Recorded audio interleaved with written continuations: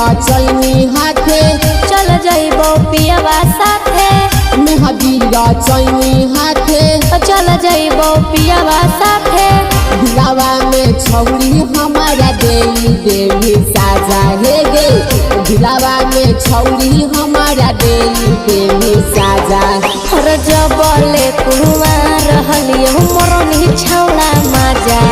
आया हई तो बारतिया लेके जइतो दूल्हे राजा हर आई तो बारतिया लेके जइतो दूल्हे राजा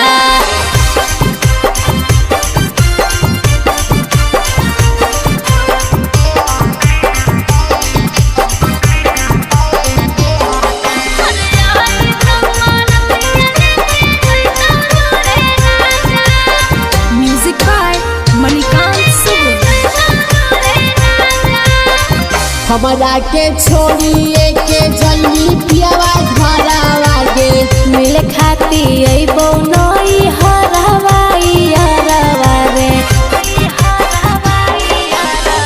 हमारा के छोड़िए के जल्दी पियावा घरवा गे मिल खाती अइबो नई हरवाई हरवा आगे छौरी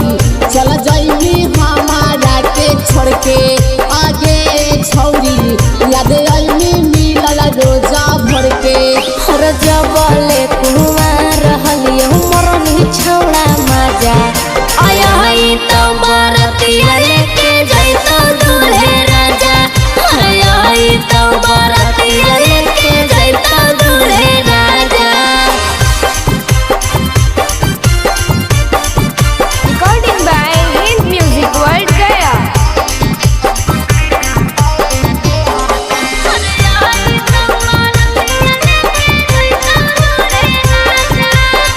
Music by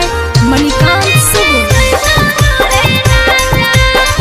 फोनवा पर हे गे सोनवा के करा से बतियाई गौगे सहिया से चुपे चोरी मिले हमयई गोरे फोनवा पर हे गे सोनवा के करा से बतियाई गौगे